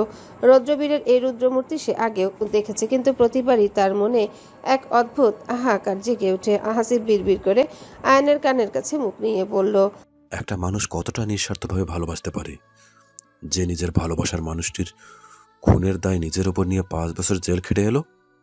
সে আজও ছায়ার মতো তাকে আগলে রাখছে, অথচ ভাবি আজও জানে না ওর জন্য ভাই কি বিশাল এক ত্যাগের পাহাড় ডিঙ্গিয়ে এসেছে। আয়ান দীর্ঘশ্বাস ফেলে মাথা নিচু করলো। সে জানে রৌদ্রবীরের এই নীরব ভালোবাসা তখন হয়তো এটা ভালোবাসা ছিল না, কিন্তু এখন সেটা ভালোবাসায় পরিণত হয়েছে। 10 বছরের একটা বাচ্চা মেয়ের প্রতি 17 বছরের একটা ছেলের কি বা অনুভূতি থাকতে পারে। আয়ান জানে রৌদ্রবীর তখন কিন্তু হঠাৎই জেল থেকে বেরিয়ে ভালোবাসা কোথা থেকে উদয় হলো আজও বুঝলো না আয়ান। রৌদ্রবীরের চোখে আগুন জ্বলছে। তার সামনে থাকা যুবকটির নাম কামাল। কামালকে কিছু বলতে না দেখে রৌদ্রবীরের মাথায় আগুন জ্বলে গেল। সে এবার তার কোমরে গুজে রাখা বন্দুকটা বের করে বন্দুকটা দিয়ে মাথা চুলকাতে শুরু করলো। এরপর বলল, মাথার উপর বলবি তোরে কোন মাঙ্গের প্রতি বলেছে ইফতে তাকে দর্শন করতে? কামালের শরীর কাঁপছে, সে মুখ দিয়ে কোনো শব্দ বের করতে পারছে না। রৌদ্রবীর আর না পেরে রাগে কামালের বুকে এক লাথি দিয়ে গগন কাঁপানো চিৎকার করে বলল, বল বল সুরের বাচ্চা, নয়তো আজই তোকে এখানে গেড়ে রাখবো টুকরো টুকরো করে। রৌদ্রবীরের চিৎকারে আয়ান আর হাসিফ সহ বাকি লোকেরাও কেঁপে উঠল। কামালের শরীরে রক্ত বয়ে যাচ্ছে, সে চেয়ার নিয়ে উল্টে পড়ে আছে। তার চোখে মুখে আতঙ্ক। তার কাছে রৌদ্রবীরকে চেনা চেনা লাগছে, কিন্তু সে মনে করতে পারছে না। হঠাৎ কিছু মনে পড়তেই কামাল পড়ে থাকা অবস্থায় ভয়ে চোখ বড় বড় করে অস্ফুট স্বরে বলল, বীর। কামালের কথা শুনে রৌদ্রবীর ভয়ঙ্কর হাসলো, যেন তার অনেক খুশি লাগছে কামালের চোখে ভয় দেখে। রৌদ্রবীর মুখে পৈশাচিক হাসি ফুটিয়ে নিজের পায়ের নিচে জোরে চেপে ধরল কামালের মুখটা। দাঁতে দাঁত চেপে মুখে ক্রূর হাসি ফুটিয়ে বলল, হ্যাঁ রে বাইনচোদ, ঠিকই ধরেছিস, আমি বীর। মনে পড়েছে তাহলে? কামালের চেয়েও চিৎকার করতে পারছে না, তার কথা বলার শক্তিও চলে গেছে। সে কি জানতো ওই 17 বছরের কিশোর এত বছর পর প্রতিশোধ নিতে আসবে, যাকে তারা সবাই মিথ্যে খুনের দায়ে ফাঁসিয়েছিল? কামাল অনেক কষ্টে কাঁপা কাঁপা গলায় বলল, আমি কিছু করিনি। যা করার করেছে শাউন, রনব, নাহিদ, হাসান, মাহবুব। আমি ইবতেদাকে স্পর্শ করিনি, যা করার ওরা করেছে। কথাটা শুনে আয়ান, হাসিফ আর রৌদ্রবীর চোখ বন্ধ করে ফেললো। এই নরপশুগুলো একটা 14 বছরের মেয়েকে ছাড় দেয়নি ভাবতে তিনজনের শরীরে শিহরণ হলো। রৌদ্রবীরের সামনে কিছু দৃশ্য ভেসে উঠতে রৌদ্রবীর ভয়ঙ্করভাবে চোখ খুলে ফেলল। ওর চোখ দিয়ে রক্ত পড়ছে এরকম মনে হচ্ছে। চোখের ধমনীগুলো স্পষ্ট ফুটে উঠেছে। রৌদ্রবীর চিৎকার করে উঠল, পিশাচগুলো তোরা একটা ফুটফুটে মেয়েকে শেষ করে দিয়েছিস, তোদের একটা একটাকে আমি নিজ হাতে শেষ করব। কামাল আটকে উঠল, আকুতি মিনতি করে বলল, আমাকে মেরো না, মেরো না আমাকে। কিন্তু রৌদ্রবীরের কানে কোনো কিছুই পৌঁছালো না। সে আয়ান আর হাসিফকে কিছু ইশারা করতে দুজনে একটা চেয়ার এনে দিল রৌদ্রবীরকে বসতে। রৌদ্রবীর বাঁকা হেসে পায়ের উপর পা তুলে বসলো। এরপর মুখে পৈশাচিক হাসি ফুটিয়ে বন্দুকটা কামালের দিকে তাক করে বলল, তোদের মতো পশুদের এই পৃথিবীতে বাঁচার কোনো অধিকার নেই। কামাল চিৎকার করে উঠল না বলে। আয়ান আর হাসিফও বাঁকা হাসলো। কথাটা বলে রৌদ্রবীর ট্রিগারটা চাপার আগে পেছন থেকে একজন মেয়েলি কণ্ঠে বলল, আমার অধিকার আপনি কেড়ে নিতে পারেন না। এদের এক একজনকে আমি নিজের হাতে শেষ করব। মেয়েলি কণ্ঠ শুনে রৌদ্রবীরের মুখের বাঁকা হাসিটা আরো দৃঢ় হলো, কিন্তু সে পিছনে ফিরে তাকালো না, যেন সে আগে থেকে জানতো এরকম কিছু হবে। আয়ান আর হাসিফ অবাক হয়ে তাকালো মেয়েটার দিকে। মেয়েটার গায়ে কালো লেদার জ্যাকেট আর লেদার প্যান্ট, মুখে মাস্ক পরা, চোখ দুটো আগুনের মতো জলজল করছে, চুলগুলো ঝুটি বাঁধা। আয়ান আর হাসিফের চোখগুলো খুব চেনা মনে হলো, কিন্তু তারা বুঝতে পারলো না এটা কিভাবে সম্ভব। হাসিফ বিড়বিড় করে বলল, কিন্তু এটা কিভাবে সম্ভব? ভাই তো আমাদের কিছুই বলেনি। আয়ান গম্ভীর কণ্ঠে বলল, চুপ থাক, দেখি কি হয়, খেলা এবার জমবে। মেয়েটা কোনো দিকে না তাকিয়ে ধীরে ধীরে পড়ে থাকা কামালের দিকে এগিয়ে এলো। কামাল ভয়ার্ত দৃষ্টিতে তাকিয়ে আছে মেয়েটার দিকে, যেন সে তার মৃত্যুকে নিজের সামনে দেখছে। মেয়েটা এসে কামালকে মাথা থেকে পা পর্যন্ত পর্যবেক্ষণ করে তির্যক হাসলো। এরপর রৌদ্রবীরের দিকে তাকালো, রৌদ্রবীরও তাকালো। দুজনেই চোখাচোখি হতে রৌদ্রবীর বাঁকা হেসে বলল, শিকারের গন্ধ চলে এসেছিস? তোর নাক তো বেশ ভালোই। রৌদ্রবীরের কথা শুনে মেয়েটা জোরে হেসে উঠল। আয়ান আর হাসিব বোকার মতো তাকালো। রৌদ্রবীর কোনো প্রতিক্রিয়া দেখালো না। মেয়েটা হঠাৎই হাসি থামিয়ে দিল। তার চোয়াল শক্ত হয়ে এলো। সে এক মুহূর্ত দেরি না করে হঠাৎই পকেট থেকে একটা ছুরি বের করে পায়ের উপর ভর করে বসে কামালের বুকে গেঁথে দিল। কামাল গলা কাঁপিয়ে চিৎকার করে উঠল। বাকি লোকেরা সহ আয়ান আর হাসিব কান চেপে ধরলো, কিন্তু কামালের চিৎকার যেন মেয়েটার কানে গানের মতো শোনালো। মেয়েটার মুখে পৈশাচিক তৃপ্তি দেখা গেল। রৌদ্রবীর কোনো প্রতিক্রিয়া না দেখে পায়ের উপর পা তুলে বসে চেয়ার দুই হাতল রেখে রোজার মতো বসে রইল, যেন সে মজার সিনেমা দেখছে কোনো। এইসব তার কাছে খেলা মাত্র। মেয়েটা নিজের সর্বোচ্চ শক্তি দিয়ে আরো জোরে জোরে একের পর এক ছুরিকাঘাত করতে করতে চিৎকার করতে বলল, চিৎকার কর, আরো চিৎকার কর জানোয়ার। তোর চিৎকার আমার কানে গানের মতো শোনাচ্ছে। ইউ নো না, আই লাভ মিউজিক, অ্যান্ড সেটা যদি হয় তোদের চিৎকার। একের পর এক আঘাতে কামালের বুক ভেদ করে রক্ত ছিটকে মেয়েটির মুখে এসে পড়ছে। কামালের আর্তনাদ পুরো গ্যারেজ কাঁপছে। রৌদ্রবীর আর মেয়েটা আনন্দ নিচ্ছে। কামাল কাঁপা কাঁপা কণ্ঠে শেষবার বলল, ক্ষমা করে দাও, ক্ষমা করে দাও। মেয়েটা চোখ রক্তবর্ণ করে এক চিৎকারে বলল, ক্ষমা? তোদের মতো নরপশুদের ক্ষমা হয় না? তোদের এক একটাকে আমি ছিঁড়ে ছিঁড়ে কুত্তাকে খাওয়াবো। কামাল আর কিছু বলতে পারলো না। তার অবস্থা খারাপ। তার বাঁচার আর কোনো উপায় নেই। এত নৃশংসভাবে আঘাত করেছে যে আর সে নড়তে পারছে না। কামালের চোখ বন্ধ হয়ে আসছে। কামাল চোখ বন্ধ হতে দেখে মেয়েটা পাগলের মতো উঠে দাঁড়িয়ে আশেপাশে কিছু খুঁজতে লাগলো। রৌদ্রবীর ভ্রু কুচকে তাকিয়ে বলল, কি খুঁজছিস? মেয়েটা মাথা গরম করে বলল, তোর রৌদ্রবীর ভাবলেশীন ভাবে বলল, ওটা তো আমার কাছেই। আয়ান আর হাসিব আসবে না কাঁদবে বুঝতে পারলো না। এরকম সময়েও কেউ এসব কথা বলতে পারে? এদের দুজনকে না দেখলে বোঝা যেত না। মেয়েটা আর কোনো কথা না বাড়িয়ে পাশে পড়ে থাকা একটা রড হাতে নিল। তার চোখে এখনো আগুন জ্বলছে। সে কামালার দিকে এগিয়ে যেতে নিতেই রৌদ্রবীর বাধা দিয়ে বলল, এরা আমার শিকার। কথাটা শুনে মেয়েটা লাল চোখে তাকালো রৌদ্রবীরের দিকে। এরপর বলল, এরা আমার শিকার। এত বছর অপেক্ষা করেছি এই দিনটার জন্য। একবার যেহেতু জানতে পেরেছি এগুলো বেঁচে আছে, তাহলে এদের সবার মৃত্যু আমার হাতেই হবে। রৌদ্রবীর বাঁকা হেসে বলল, ওকে কন্টিনিউ, একজন মারলেই হলো। মেয়েটা বাঁকা হাসলো। কামাল মেয়েটিকে আসতে দেখে আর্তনাদ করে উঠল, কিন্তু তার ভেতর থেকে কোনো আওয়াজ বের হলো না। মেয়েটার জ্যাকেট আর মুখে মাস্কের রক্তে ছোপ ছোপ দাগ। ছোট ছোট চুলগুলো তার ঘামের সাথে লেপ্টে আছে কপালে। হাত রডটা নিয়ে ধীরে ধীরে কামালের দিকে এগিয়ে আসছে। কামাল পিছাতে পিছাতে ফিস ফিস করে বলল, না না না না না। মেয়েটা রডটা টেনে আনতে আনতে পৈশাচিক হেসে বলল, তোদের চোখে এই ভয়টাই তো দেখতে চাই। আরো আর্তনাদ কর, আরো। তোদের আর্তনাদে যাতে পুরো বিশ্ব কেঁপে ওঠে। কামাল ভয়ে পিছুতে লাগলো, কিন্তু মেয়েটা ছাড় দিল না। সে রডটা দিয়ে সজোরে আঘাত করলো কামালের মাথায়, আরেকটা দিল তার পায়ে। এক আঘাতেই মাথা ফেটে রক্ত ঝরতে শুরু করলো। পা ভেঙে দু টুকরো হয়ে গেল। কামাল গগন কাঁপানো চিৎকার করে উঠল, মা। রৌদ্রবীর শান্ত দৃষ্টিতে তাকিয়ে আছে। কামালের চিৎকারে পুরো ঘর কাঁপছে। কামালের চোখ বেয়ে অঝোর ধারায় পানি পড়ছে। মেয়েটা বাঁকা হেসে বলল, এতটুকুতেই দম শেষ? তোর পুরুষত্ব এতটুকুই ছিল? হ্যাঁ, ওঠ ওঠ শালা, দেখা আমাকে তোর যেই পুরুষ তুই কন্ট্রোল করতে পারিস না, সেটা থাকার কোনো অধিকার নেই। কথাটা বলে মেয়েটা এবার কামালের অন্ডকোষে এক আঘাত করলো। কামাল এবার চিৎকার করতে পারল না। তার মনে হলো এত অসহ্য যন্ত্রণা না দিয়ে তাকে একটা গুলি মেরে দিলেই হতো। কামালের মুখ দিয়ে রক্ত পড়ছে, তার চোখ দিয়েও রক্ত পড়ছে। পা ভেঙে দুই ভাগ হয়ে গেছে। মাথার এক অংশ থেকে চুল উঠে গেছে। দেখতে অনেক বিভৎস লাগছে, কিন্তু মেয়েটা তৃপ্তি নিয়ে তাকিয়ে আছে। কামাল আর সহ্য করতে না পেরে গলা কাটা মুরগির মতো ছটফট করতে লাগলো। রৌদ্রবীর মেয়েটার দিকে তাকিয়ে বাঁকা হেসে বলল, মজা লাগছে না? মেয়েটা তির্যক হেসে বলল, হ্যাঁ। তখনই রৌদ্রবীর তার লুঙ্গিতে গুজে রাখা একটা ছোট বক্স নিক্ষেপ করলো মেয়েটার দিকের পর বলল, এগুলো দে, আরো মজা লাগবে। মেয়েটা বুঝতে পেরে তির্যক হাসলো। এরপর কৌটাটা খুলে সেখান থেকে লাল মরিচের গুঁড়াগুলো কামালের ক্ষত স্থানে ছিটিয়ে দিল। কামাল আর সহ্য করতে পারলো না।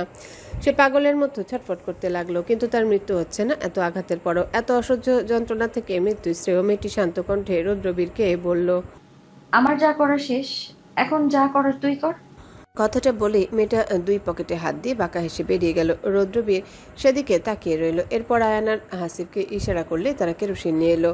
সেগুলো গ্যারেজে চারিপাশে ছিটিয়ে দিল। কামাল চিৎকার করে যাচ্ছে এখনো, কিন্তু তার মুখ দিয়ে শব্দ বেরোচ্ছে না। সে পারছে না চেয়েও, যেন তার গলায় শব্দ নেই। রৌদ্রবীর বাহিরে যেতে নিলে কামাল তার পা চেপে ধরে করুণ গলায় অস্পষ্ট স্বরে বলল, যেও না। রৌদ্রবীর পিছনে না তাকিয়ে বিরক্তি নিয়ে এক লাথি মেরে সরিয়ে দিল কামালকে। এরপর বড় বড় পা ফেলে বেরিয়ে গেল। রৌদ্রবীর বেরিয়ে যেতে যেতে একটা দেশলাইয়ের কাঠি পেছনের গ্যারেজে ছুঁড়ে মারল। এরপর একটু দূরে আসতে পেছন থেকে জোরে এক আওয়াজ হলো। ধীরে ধীরে আগুন পুরো জায়গাটা নাশ করে দিচ্ছে। পেছনে দাউ দাউ করে আগুন জ্বলছে। রৌদ্রবীর বাঁকা হেসে হাতে থাকা বন্দুকটা পেছনে গুজে এগিয়ে গেল। হাসিফ আর আয়ানও দুই পকেটে হাত দিয়ে স্টাইল করে বাঁকা হেসে রৌদ্রবীরের পেছন পেছন হেঁটে গেল। আর পেছনে ধ্বংস হয়ে গেল এক নরপশু। ভোরের আলো এখনো ফোটেনি। চারপাশটা এক রহস্যময় ধূসর চাদরে ঢাকা পড়ে আছে। সেহরি শেষ করে চৌধুরী ভিলার সবাই যখন শেষ রাতের ঘুমে মগ্ন, ইন্তেহা তখন নিঃশব্দে নিজের ঘরে জানালার পাশে দাঁড়িয়ে বাইরের অন্ধকারের দিকে তাকিয়েছিল। তার চোখে ঘুম নেই, বরং এক অস্থির চনমনে ভাব। সে আলমারি থেকে বের করে নিল তার প্রিয় ওভারসাইজড কালো হুডি আর ঢিলে ঢালা ব্যাগি প্যান্ট। আয়নার সামনে দাঁড়িয়ে এলোমেলো চুলগুলো একটা হাত খোপা করে হুডির টুপিটা মাথায় টেনে দিল। এরপর সে নিঃশব্দে ঘর থেকে বেরিয়ে সদর দরজায় তালা খুলে রাস্তায় পা রাখল। রাস্তাটা এখন জনশূন্য। দু একটা ল্যাম্পপোস্টের হলুদ আলো কুয়াশার সাথে মিশে এক ভৌতিক পরিবেশ তৈরি করেছে। ইন্তেহা দুই পকেটে হাত গুজে ধীর পায়ে হাঁটতে শুরু করলো। ভোরের এই হিমেল হাওয়া তার তপ্ত মগজকে কিছুটা শীতল করছে। সে দীর্ঘশ্বাস ফেলে আকাশের দিকে তাকালো। তার মনটা আজ বেশ ফুরফুরে। হাঁটতে হাঁটতে সে শহরের একটু নির্জন পার্কের দিকে চলে গেল। শিশির ভেজা ঘাসের উপর দিয়ে হাঁটার সময় তার জুতোয় মৃদু শব্দ হচ্ছে। ইন্তেহা একলা পথ চলতে ভালোবাসে, কারণ এই সময়টাতে তাকে কোনো মুখোশ পড়তে হয় না, না বোরখা নিঞ্জার, না অবাধ্য মেয়ের। হঠাৎ তার মনে হলো কেউ তাকে অনুসরণ করছে, কিন্তু তবু ইন্তেহা থামলো না, বরং তার হাঁটার গতি একটু কমিয়ে দিল। সে কান খাড়া করে পিছনে শব্দ বোঝার চেষ্টা করলো। ঝরা পাতার উপর খুব সাবধানে পা ফেলার একটা ক্ষীণ শব্দ তার কানে এলো। ইন্তেহার ঠোঁটের কোণে এক চিলতে একটু হাসি ফুটে উঠল। সে বিড়বিড় করে বলল, শিকারি কি নিজেই আজ শিকার করতে এসেছে? দেখা যাক কার দম কত বেশি। সে হুট করে একটা বড় কৃষ্ণচূড়া গাছের আড়ালে ঢাকা দিল। কয়েক সেকেন্ড পরে একটা ছায়ামূর্তি দ্রুতি পদে সেই গাছের কাছে এসে থমকে দাঁড়ালো। ছায়ামূর্তিটি এদিক ওদিক তাকাচ্ছে, যেন তার লক্ষ্যবস্তু হারিয়ে ফেলেছে। তখন ইন্তেহা এক মুহূর্ত সময় নষ্ট না করে হালকা কুয়াশার ভিতর থেকে ছোঁ মেরে লোকটার গলা চেপে ধরল এবং এক ঝটকায় তাকে গাছের গুড়ির সাথে চেপে ধরল। লোকটা অপ্রস্তুত অবস্থায় আর্তনাদ করে ওঠার আগে ইন্তেহা তার অন্য হাত দিয়ে লোকটার মুখ চেপে ধরল। হুডির নিচ থেকে ইন্তেহার চোখ দুটো বাঘিনীর মতো জ্বলছে, যেন এখনই সামনের ব্যক্তির উপর ঝাঁপিয়ে পড়বে। কিন্তু লোকটার চেহারা স্পষ্ট হতে ইন্তেহা ভ্রু কুঁচকে হাত আলগা করে দিল। সে দাঁতে দাঁত চেপে ফিসফিস করে বলল, আধার, তুই এত ভোরবেলা এখানে কি করছিস? মশলার পুত, মরার শখ জেগেছে নাকি? আধারে ছাড়া পেয়ে বড় বড় শ্বাস নিতে নিতে বুক চাপড়ে বলল, ওরে বাবা, আমি তো ভেবেছিলাম তুই বোধহয় আজ সাহরি খেয়ে হজ করতে বেরিয়েছিস। তোর পিছু নিতে গিয়ে আমার হার্টবিট এখন ডিজে মিউজিকের মতো বাজছে। তুই এত সকালে এই বেশি কই যাচ্ছিস? ইন্তেহা বিরক্তি নিয়ে তাকে ছেড়ে দিয়ে আবারও হাঁটতে শুরু করলো। আবারও হন্তদন্ত হয়ে তার পাশে গিয়ে দাঁড়ালো। ইন্তেহা নির্বিকার গলায় বলল, প্রকৃতি দেখতে বের হয়েছি, কেন নিষিদ্ধ নাকি? আধার একটা ভেঙচি কেটে বলল, প্রকৃতি নাকি চাই? তোর এই ব্যাগি প্যান্ট আর হুডি দেখে তো মনে হচ্ছে তুই কোনো আন্ডারগ্রাউন্ড গ্যাং ফাইট করতে যাচ্ছিস। কাল রাতের ওই গ্যারেজের খবর শুনেছিস? টিভিতে দেখাচ্ছিল এক কুখ্যাত আসামি নাকি পুরো কয়লা হয়ে গেছে। সিসিটিভি ফুটেজ দেখা গেছে সে শেষবার সেখানে গিয়েছিল, কিন্তু আগুনে এত বিভৎসভাবে পড়েছে যে কোনো হদিসই নেই।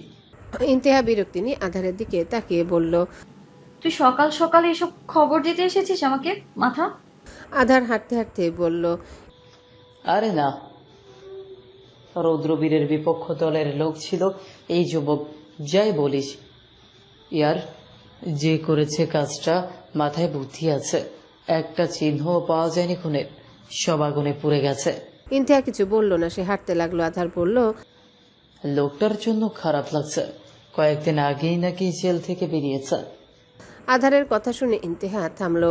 তার পাজোরা থেমে গেল। সে আর চোখে আধারের দিকে তাকিয়ে বাঁকা হাসলো। তারপর খুব শান্ত গলায় বলল, পাপ যখন সীমা ছাড়ায় তখন সহ্য নয়, এর বিনাশ করতে হয়। শহর পরিষ্কার করার জন্য আমাকে যদি জল্লাদ হতে হয় তবে আমি সেটাই হব। ভারসাম্য এমন এক খেলা যেখানে টিকে থাকতে হলে মাঝে মধ্যে নরকটা পৃথিবীতে নামিয়ে আনতেই হয়।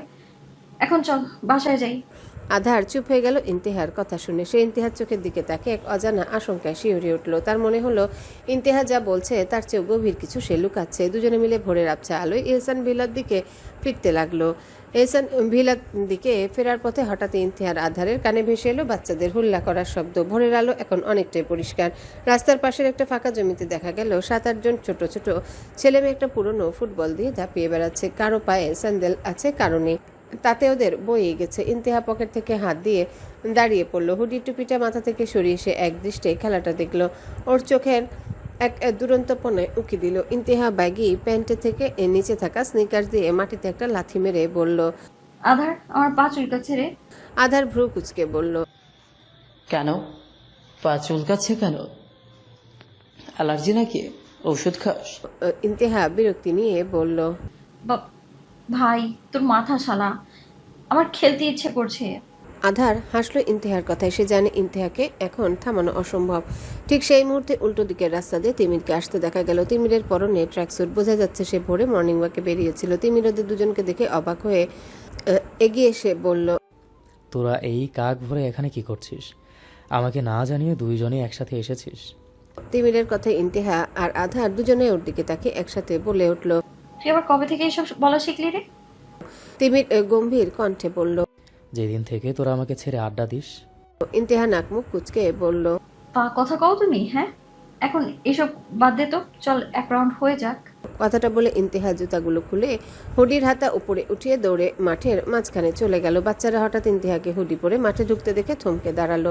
ইন্তেহা ওদের একজনা থেকে বলটা কেড়ে নিয়ে পায়ে ড্রিবলিং করতে করতে বলল, কিরে পিচ্ছিরা, চল হাড্ডাহাড্ডি হয়ে যাক। বাচ্চারা সমস্বরে চিৎকার করে উঠল, হ্যাঁ আপু, আমি আপনাদের টিমে। এই বাচ্চাদের অনেকে ইন্তেহাকে চেনে, কারণ মাঝে মাঝে তারা খেলে ওর সাথে আর ঝগড়াও করে। তিমির আর আধার একে অপরের দিকে তাকিয়ে হাসলো ইন্তেহাকে দেখে। তিমির তার ঘড়ির বেলটা টাইট করে নিয়ে বলল, আধার চল, আমরাও নামি। কথাটা বলা দেরি, তাদের যোগ হতে দেরি হলো না। দুইটা টিম করা হলো। একদিকে ইন্তেহা, আরেক দিকে একদল বাচ্চা। অন্যদিকে তিমির, আধার আর বাকিরা। ইন্তেহা বল এমনভাবে দৌড়াচ্ছে যেন কোনো প্রফেশনাল ফুটবলার। তিমির বল কাটাতে গেলে ইন্তেহা বলটা নিজের দিকে নিতে নিতে বলল, শালা দূরে থাক। তিমির হাসতে হাসতে বলল, তুই বললেই কি দূরে থাকবো নাকি? অন্যদিকে আধার গোলকিপার সেজে দাঁড়িয়েছে, কিন্তু বাচ্চাদের শট আর ইন্তেহার পাওয়ারফুল কিকের সামনে তার অবস্থা নাজেহাল। একবার তো ইন্তেহার একটা জোরালো শট সরাসরি আধারের পেটে লাগলো। আধার ওরে বাবা বলে মাটিতে বসে পড়লো। বাচ্চারা হাততালি দিয়ে হাসতে লাগলো। আধা ঘন্টা চলল এই অসম যুদ্ধ। সূর্য এখন আকাশের এক কোণে উঁকি দিচ্ছে। তিনজনেরই কপালে ঘাম, শ্বাস দ্রুত চলছে। শেষমেশ ইন্তেহা একটা গোল দিয়ে চিৎকার করে মাঠের মাঝখানে ঘাসের উপর ধপাস করে শুয়ে পড়ল। তাকে দেখে তিমির আর আধারও আর দাঁড়িয়ে থাকতে পারল না। দুজনে ইন্তেহার দুই পাশে ঘাসের উপর হাত পা ছড়িয়ে শুয়ে পড়ল। নীল আকাশটার দিকে তাকিয়ে তিনজন গলা দিয়েই তখন অদম্য হাসির শব্দ বেরোচ্ছে। বাচ্চাদের দলটা ওদের চারিপাশে গোল হয়ে দাঁড়িয়ে হাসছে। তিমির হাঁপাতে হাঁপাতে বলল, উফ, কতদিন পর এমনভাবে খেললাম, মনে হচ্ছিল সেই 10 বছর আগে ফিরে গেছি। আধার হাসতে হাসতে কাশতে শুরু করলো। এরপর বলল, কিন্তু তোর শটটা যদি পেটে না লেগে মুখে লাগতো, তবে আছে ডেন্টিস্টের কাছে যাওয়া রাখতো আমার। ইন্তেহা আকাশের দিকে তাকিয়ে প্রাণ ভরে শ্বাস নিল। তার মনে হলো এতদিনে সকল অভিযোগ ভোরে শিশির ভেজা ঘাসে মিশে যাচ্ছে। ইন্তেহা কিছু বলল না। তিনজন বন্ধু মিলে শিশির ভেজা ঘাসে শুয়ে হাসতে থাকলো। সকালের নরম স্নিগ্ধ আলোয় তাদের বন্ধুত্ব আর নির্ভেজাল আনন্দ যেন এক নতুন গল্পের সূচনা করলো। কিছুক্ষণ পর তারা বাড়ির পথে হাঁটা লাগালো। ইন্তেহা, তিমির আর আধার মাঠ থেকে ফেরার পথে হাসাহাসি থামিয়ে নিজেদের অবস্থার দিকে তাকালো। প্রত্যেকের কাপড়ে কাদা আর ঘাসের দাগ। ইন্তেহার হুডিতে ধুলোবালি মেখে একাকার, যেন কোনো যুদ্ধক্ষেত্র থেকে জয়ী হয়ে ফিরেছে। এহসান ভিলা সদর দরজা দিয়ে ইন্তেহা প্রবেশ করতে ড্রয়িং রুমের সোফায় বসে একজোড়া তীক্ষ্ণ চেহারা তার উপর নিবদ্ধ হলো। বিরান সেখানে বসে ল্যাপটপে কাজ করছিল, কিন্তু ইন্তেহার সামনে এসে দাঁড়ালো। ইন্তেহা বিরক্তি নিয়ে থাকলো ভিরানের দিকে। এরপর বিড়বিড় করে বলল, এই বাসি বলের আবার কি চাই? ভিরান এক পলক ইন্তেহার কাদা মাখা জুতো আর ময়লা হুডির দিকে তাকিয়ে তার ছেলের সুরে বলল, কোত্থেকে আসলে এত সাত সকালে? ড্রেন পরিষ্কার করতে গিয়েছিল নাকি কুস্তি লড়তে? ইন্তেহা নাক মুখ কুচকে বলল, আমি শরীর চর্চা করছিলাম, আপনার মতো তো আর সোফায় বসে আলসেমি করি না। ভিরান একটা কদম এগিয়ে এসে ইন্তেহার হুডির হাতটা ধরে একটু ঝাড়া দিল, যাতে ধুলোবালি উড়ল। সে ইন্তেহার চোখের দিকে তাকিয়ে গম্ভীর কিন্তু ব্যঙ্গাত্মক গলায় বলল, তা শরীর চর্চা কি এই ছেলেদের বেশি করতে হয়? কালকে না বোরকা পরে সারা শহর মাথায় তুললি, তসবি গুনে গুনে জান্নাতে টিকিট বুকিং দিচ্ছিলে, আর আজ সকালে আবার সেই পাড়ার বকালে ছেলেদের মতো হুডি আর ব্যাগি প্যান্ট পরে ধুলো মাখছিস। তোর এই ভোল বদল কি ঋতু পরিবর্তনের মতো প্রতিদিন হয়? ঋতু হতে পরিবর্তন হয় না। ইন্তেহা এক ঝটকায় নিজের হাতটা সরিয়ে নিল। সে ভিরানের চোখের উপর চোখ রেখে তেজ দেখিয়ে বলল, কালকেরটা ছিল আধ্যাত্মিক ইন্তেহা, আর আজকেরটা হলো অ্যাথলেটিক ইন্তেহা। আমার জামা কাপড়ের খেয়াল আপনাকে রাখতে হবে না, আগে নিজের চরিত্রের খেয়াল রাখুন। রোজা রমজানের মাস, মুখ খারাপ করাবেন না। কথাটা বলে ইন্তেহার শরীরে ময়লা ঝাড়তে ঝাড়তে সিঁড়ির দিকে এগোতে লাগলো। ভিরান সেদিকে অপলক তাকিয়ে রইল। ইন্তেহা হেলে দুলে সিঁড়ি দিয়ে 2 ধাপ উঠতে ভিরান পেছন থেকে গম্ভীর গলায় বলে উঠল, চরিত্রের কথা বলছিস? যে মেয়ে রাত বেরোতে ছেলেদের হুডি পরে রাস্তায় টোটো করে ঘুরে বেড়ায়, তার মুখে চরিত্রের নসিহত মানায় না ইন্তেহা। তোর বাবা থেকে প্রশ্ন দিয়ে মাথায় তুলেছে, কিন্তু মনে রাখিস, বেশি উড়লে ডানা ঝাপটানোর জায়গা পাবি না। হ্যালো বন্ধুরা, পরবর্তী পার্ট খুব তাড়াতাড়ি আসবে, তো সবাই অপেক্ষায় থাকো। আর চ্যানেলটি যারা এখনো সাবস্ক্রাইব করোনি তারা পরবর্তী পার্ট দেখার জন্য চ্যানেলটি সাবস্ক্রাইব করে রেখো। ধন্যবাদ সবাইকে, আমাদের সাথেই থেকো।